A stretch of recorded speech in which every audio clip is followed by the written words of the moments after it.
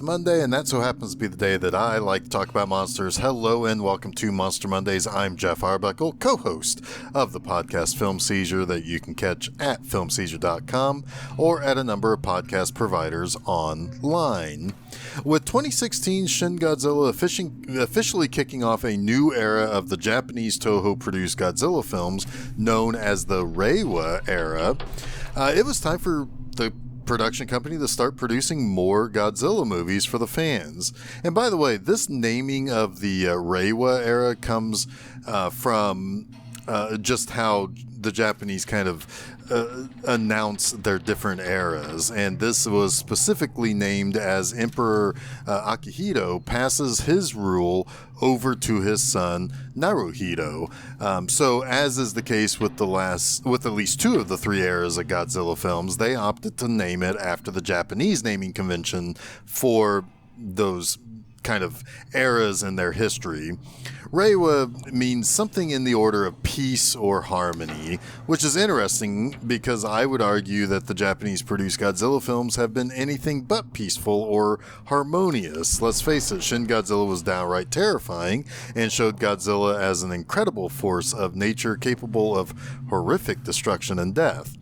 And there's any number of things that you could say about Godzilla, of what Godzilla represents in that film, and an ever-present and looming threat with him just kind of standing frozen in Tokyo, just there for everyone to see how close they came to utter destruction and hellish death. But I digress.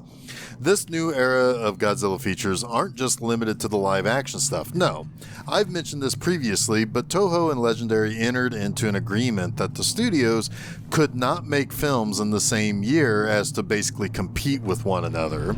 These films made over here are a co-production and licensed to Legendary by Toho. However, in the spirit of not trampling all over each other, especially for general American audiences who might prefer the Legendary films and the films of only the Toho quote-unquote official films, they were not going to be in direct competition. Now, I think there are a few loopholes here. First, Legendary has use of King Kong. That's not a Toho character. So if they wanted to make something like Son of Kong, they can go right ahead and do that. Another loophole would be something other than live action films. For example, there was a trilogy of original anime films created by Toho that got theatrical release in Japan and Netflix exclusively here in the States. And I don't think it mattered if those got released in the years Legendary did anything. Not that it really mattered anyway, as they were released in between Godzilla and Godzilla King of the Monsters by Legendary. And the last loophole appears to be the upcoming Apple Plus exclusive Godzilla live-action TV series that is currently in production. But let's talk about those animated films that got released to theaters in Japan and here in the States on Netflix. The first of those animated features is what we're going to be talking about today, and that's Godzilla Planet of the Monsters. And this was announced in August 2016, with Polygon Pictures tapped to animate the film, and directors Kobun Shizuno and Hiroyuki Sashida basically leading the project. Now, Shizuno had expressed that they were basically given full blessing to basically do whatever they wanted. They did not need to be tethered to any past continuity, especially from Shin Godzilla. If there were any other wild ideas they had or characters they wanted to use, they were given full-on creative control. So what did they do? They went big. Godzilla in this trilogy of films was bigger than he ever had been before. This monster was set to be 300 meters tall. Sashida said that their Godzilla was to be a hulking mass of tissue that would make the beast more of a heavenly deity that all other creatures needed to prostrate themselves to in fear and reverence. And yeah, this would be something horrific to see if you were to actually see that. But let's talk about that size for a moment. 300 meters. The original Godzilla was 50 meters tall and remained that way all the way through the Showa era. The Heisei era of Godzilla started off at around 80 meters and then grew to 100 meters before the end of that era. The Millennium era Godzilla ranged from 55 meters to 60 meters before beefing up to 100 meters for Godzilla Final War, when he had to basically beat the crap out of everyone. Shin Godzilla's final form was about 118.5 meters, which was just a scant 10 meters taller than the American legendary Godzilla that we have seen currently running around. The idea was that legendary at the time was the biggest Godzilla until Shin Godzilla came along. Now all those are at Big G's tallest, just over a third of the size of this animated Godzilla in this trilogy. That's how big we're talking. Most of the time we're dealing with somewhere around a sixth of the size. The closest he ever got to the size that we're going to see in these animated features as we talk about him, where he's actually dubbed quote-unquote Earth Godzilla, was in the Marvel comics. And yeah, I guess I never really talked about that. Marvel had a 2-year run in the late 70s with Godzilla, and they beefed him up to 184 meters tall. But that's still pretty small compared to this Godzilla. So yeah, I suppose we can call this more than just the Big G, but the Giant G. Admittedly, I've only watched this first anime film released on Netflix once. I got a little sidetracked and never finished the trilogy. These films are not super well liked by the fandom. Some things and concepts might be slightly more liked than others, but still, these don't exactly have the greatest of reputations, and we'll maybe come back around to that point in a little bit. But let's get started here with Planet of the Monsters, which totally sounds like a kick-ass third or fourth Doctor Who serial somewhere along the way in the 70s. But right away, we meet Captain Sakaki, and he's got some serious issues with what he believes authorities are telling people about immigration to a new planet. He swears that a planet that they're attempting to scout, called Tau E, is uninhabitable. He eventually relents and watches a ship of elderly scouts and volunteers who desperately just want to return to terrain explode in the atmosphere. Sakaki tells about how these monsters came to be and why they had to leave Earth. He says it was the last summer of the 20th century when the monsters began to appear, and then when Godzilla came along, they basically labeled the creature the Destroyer, and Godzilla pretty much laid waste to anything and everything he came across. Even when a group of aliens came seeking a new place to live after their planet was destroyed by a black hole, they promised to help against Godzilla with basically their own Mecha Godzilla, but that didn't work and they ended up leaving. The humans soon left too, and as they tried to find a new home among the stars, some people began to really lose hope. What's more is that Sakaki harbors an incredible hatred for Godzilla. He hates Godzilla for destroying pretty much everything, and he almost hates humanity for not being able to stand up to the monster. But as the ship continues to not find a new place for humanity to settle down again, the reality starts to become clear that they need to return to Earth and see if they can live there. They say that 1,000 years have passed since they left, and at the speeds that they travel, there's no guarantee what they will find there because of all the years that have passed and no telling what's gone on. Will Godzilla still be there? Will Earth be habitable? And what's more, a mysterious essay has been uploaded to the ship's online servers that reveals that Godzilla potentially is beatable by human hands. And this was done by a priest named Metphes on the ship, and he believes that Sakaki is potentially useful in the fight against the monster. Now, when the ship arrives back at Earth, they find out that it's actually been 10,000 years since they left. The good news is that the ecosystems of the planet has likely evolved or cleaned themselves up.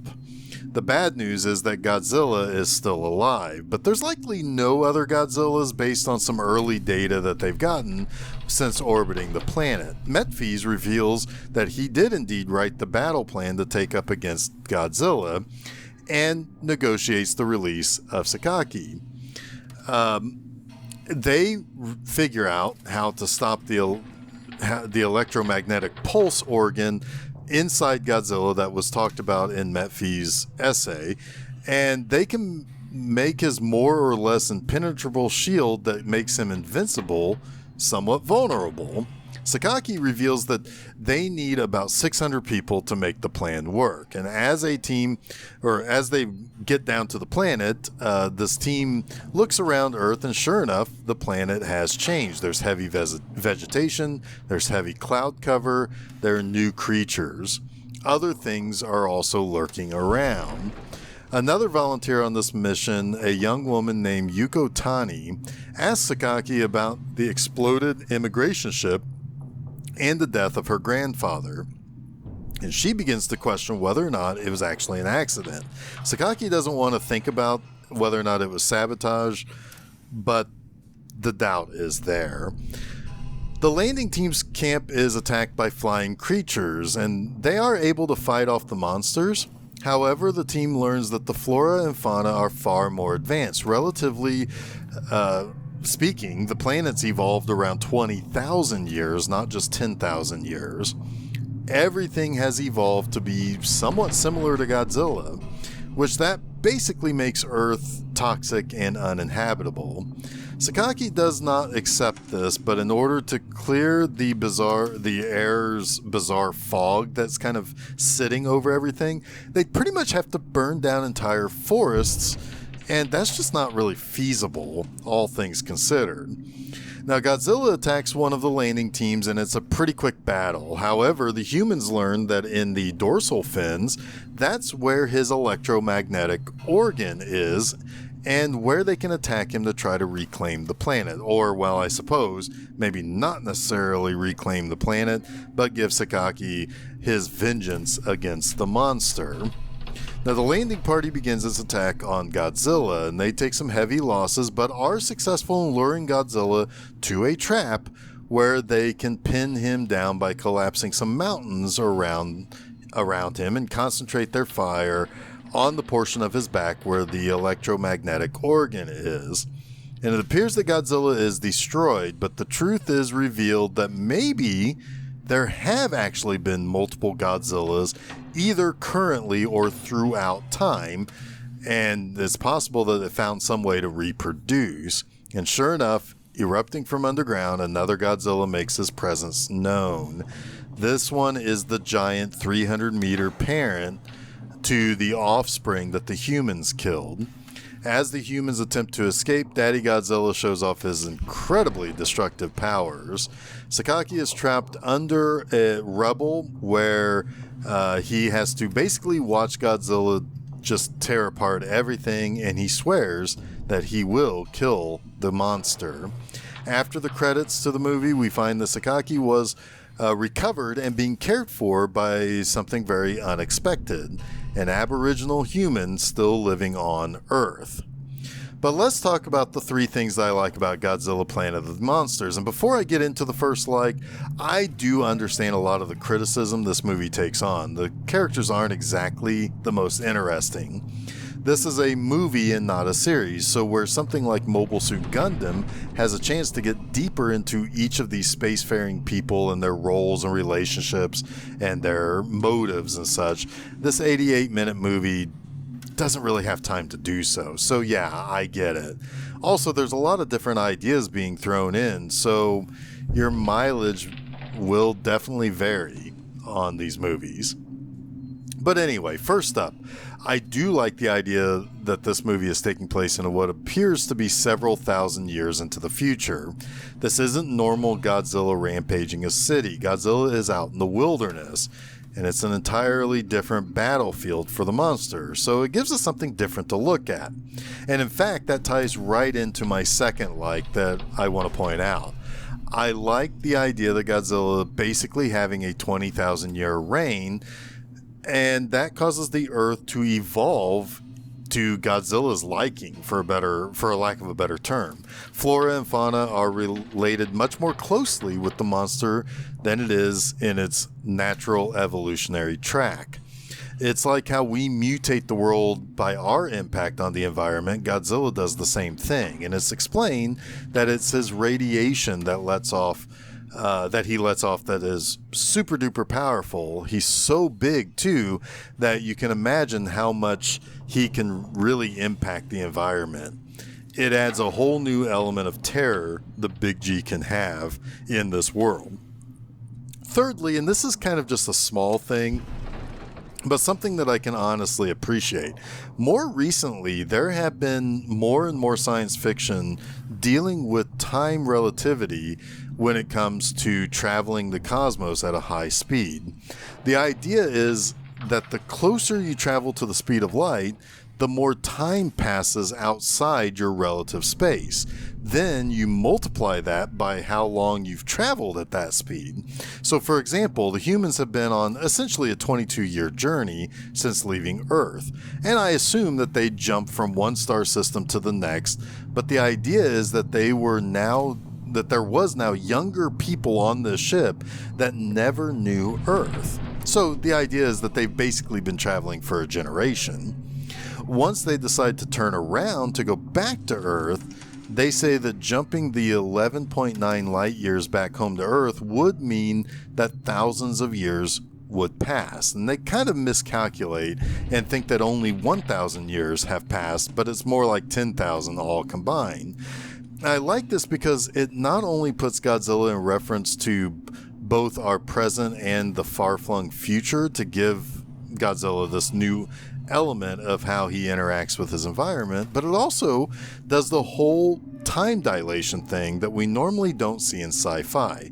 It's a small thing, but I like that this movie decides to go all in on this concept that is essentially the theorized idea of how, if we ever did figure out how to travel at warp speed, time will pass exceptionally differently outside of that bubble that we're traveling in. Anyway, small thing, but I like it. Now, one last thing I do want to discuss is the fact that while I do know this trilogy we just got started here with this first chapter wasn't super well received, but I do want Toho to keep doing animated Godzilla movies. Why not? I mean, there are two ways that I feel like Toho can really get back to some of the bonkers glory days of the Showa era. The first would be to put guys in rubber suits again and have them fight other guys in rubber suits. While not super likely that they would ever do that again, I still kind of yearn for one more new movie that's like that. The second would be to really lean into sci-fi concepts, and the easiest way to do that would be with animation. Actually, forget that. Just start increasing production of Godzilla movies by way of doing animated features. Yes, I know Toho has announced that starting very soon they plan to produce a new film every 2 years, but man, animation can be something that can really help with the cost. But what do I know? That wraps up this week's Monster Mondays. We'll jump back into this trilogy at a later date, but you can catch new episodes of Monster Mondays each Monday at filmseizure.com. You can also listen to Film Seizure episodes each Wednesday, and starting on September the 14th, we will be returning with brand new episodes of Film Seizure when we start diving into the Godfather trilogy for the rest of September. So be ready for that. And the best way to be ready for that is to follow Film Seizure at Facebook, Twitter, and Instagram, and subscribe to Film Seizure to get both the Film Seizure podcast and Monster Mondays at your favorite podcast providers, as well as YouTube. You can also check out my website, bmovieanima.com, to read new articles every Friday morning. Next time, I am going to go back to Doctor Who and cover the first appearance of another of the series' signature baddies, the Cybermen, in the first in the final serial of the first Doctor's run, The 10th Planet. But until next week, stay spooky.